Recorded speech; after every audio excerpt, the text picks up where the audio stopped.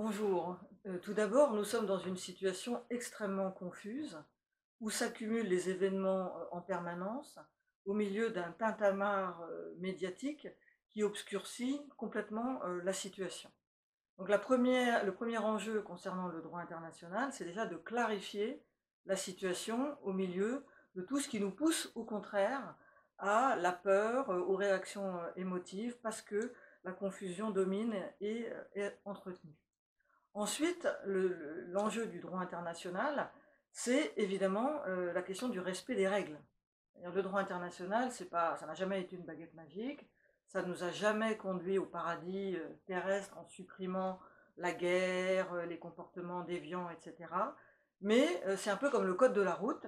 ça fixe des repères, ça fixe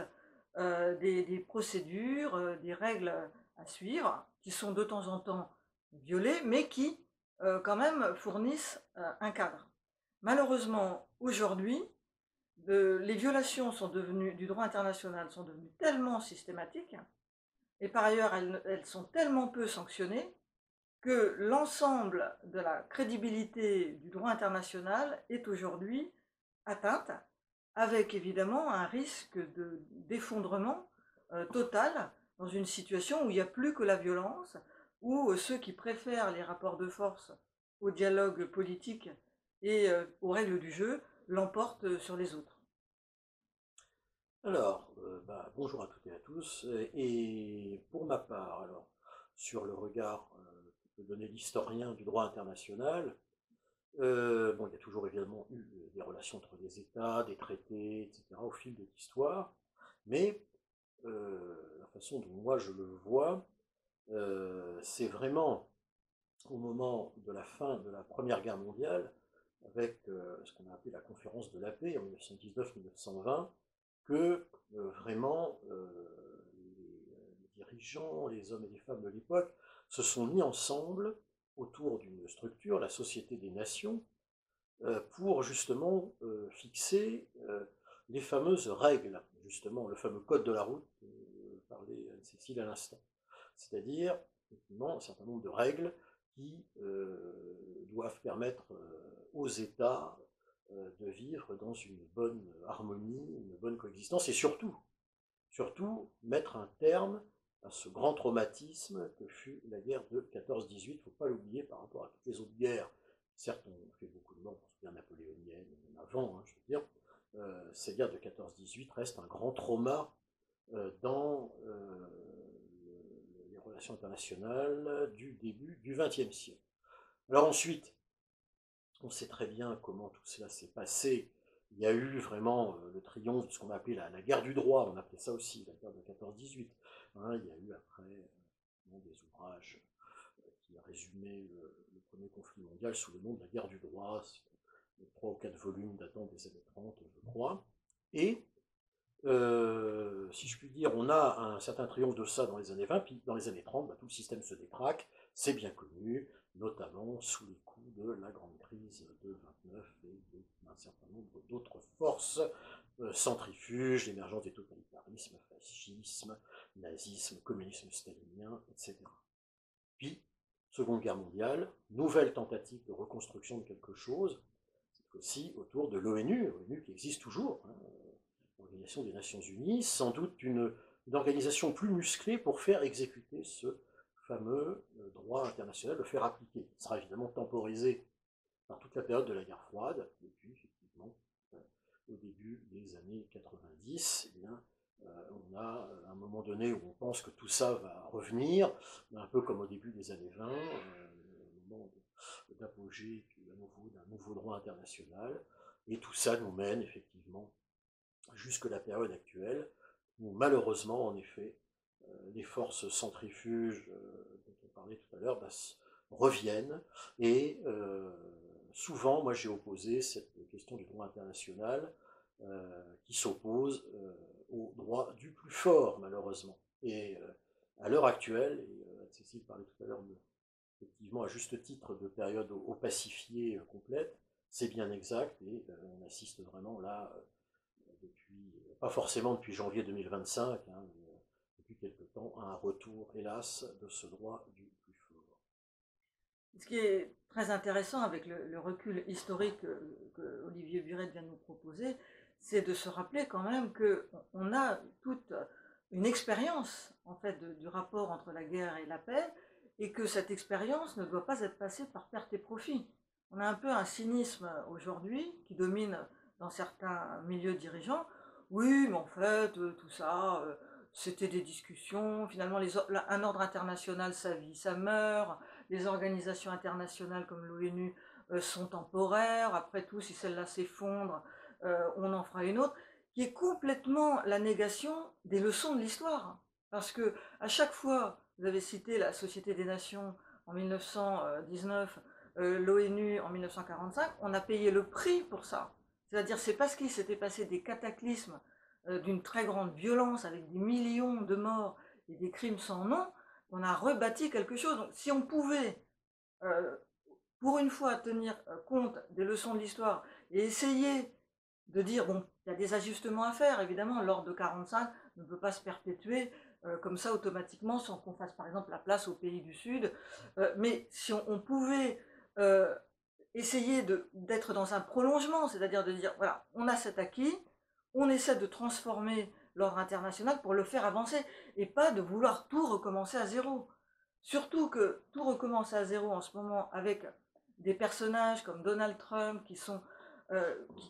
des brutes, ou même Vladimir Poutine sont des brutes, on a vraiment zéro chance de faire quelque chose qui tient un peu la route. Donc on a tout intérêt à regarder de manière un peu plus juste ce qu'on a fait depuis une centaine d'années, et en particulier ce qu'on a fait depuis 1945, pour ne pas jeter bébé avec l'eau du bain, voir ce qu'on peut discuter avec l'ensemble de la planète, puisque là, il y a 193 pays à l'ONU, pour essayer de rétablir ou maintenir, redéfinir des règles qui vont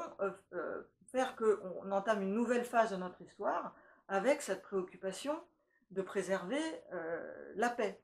Et ça me paraît très important parce que je trouve que le niveau de conscience historique est assez bas. De dire,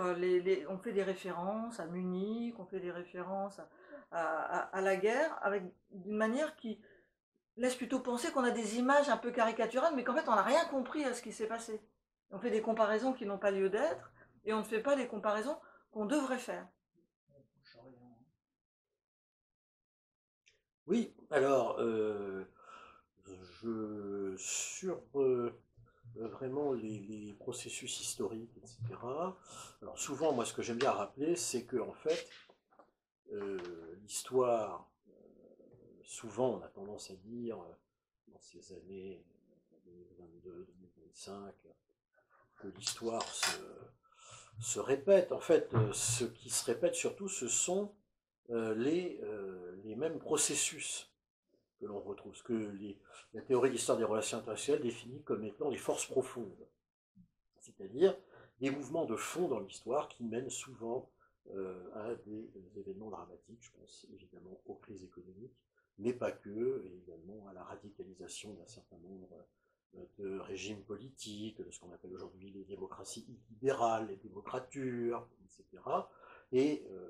dans mon domaine, qui est celui de l'Europe centrale et orientale, ben, même si, évidemment, l'Europe centrale et orientale n'évolue pas comme elle a évolué dramatiquement dans les années 30,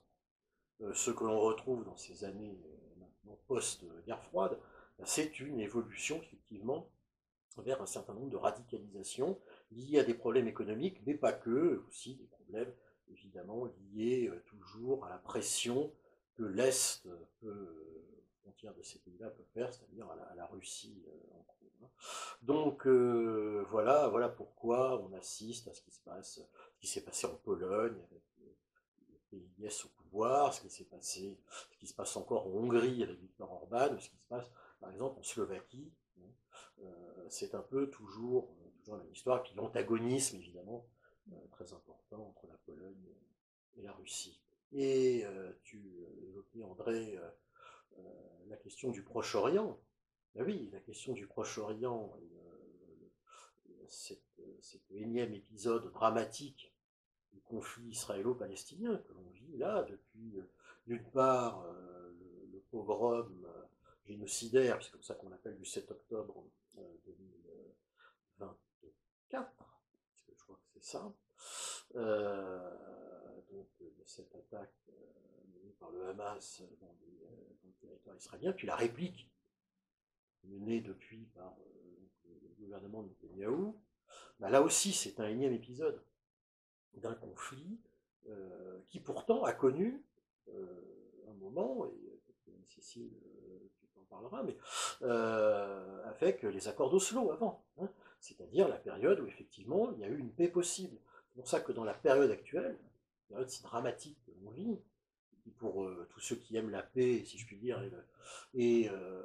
qui sont attachés au droit international et à une bonne entente entre les États, c'est une période vraiment très triste, mais il faut, je pense, aussi garder espoir, parce qu'on a quand même aussi des cycles dans l'histoire, je pense, où les périodes les plus dramatiques alternent avec, évidemment, heureusement, des périodes de conciliation. La notion de cycle est extrêmement intéressante, elle nous amène aussi à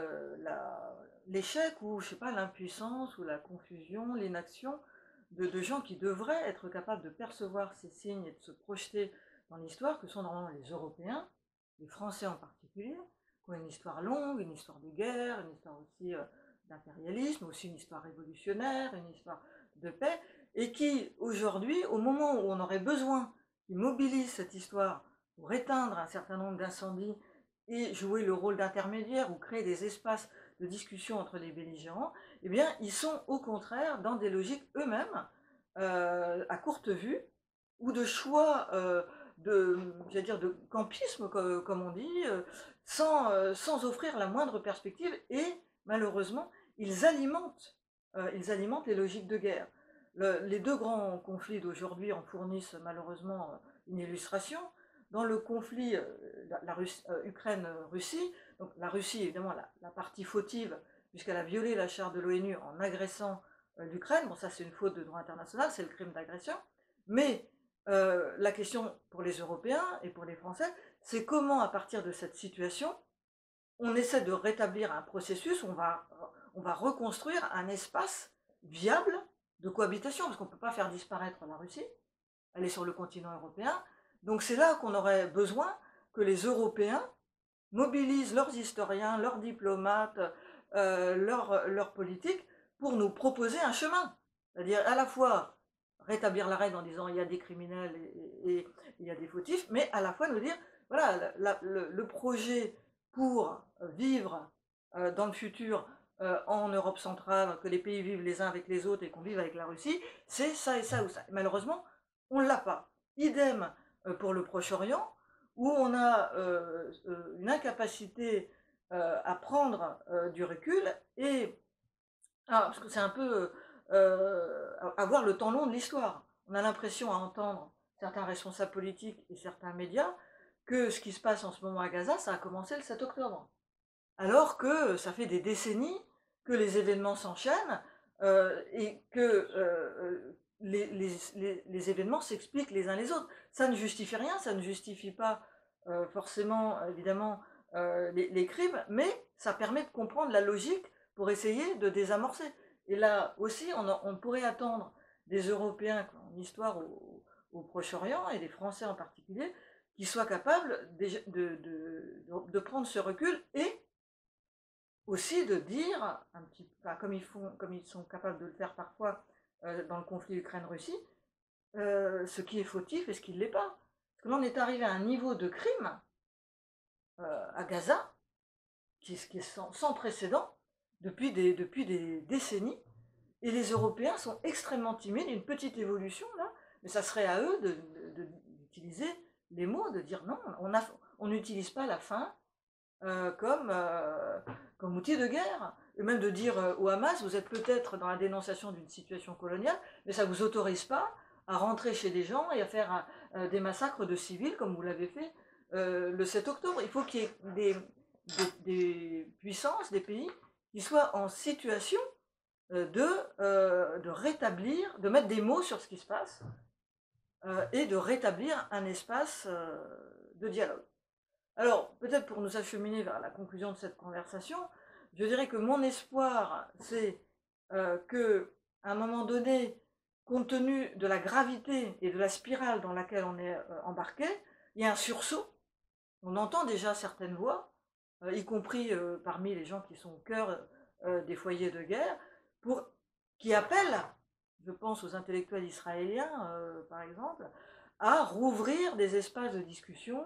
à faire intervenir la justice et à essayer de réenclencher des processus politiques. Et la pierre qu'on peut peut-être apporter dans la discussion telle que celle que nous venons d'avoir,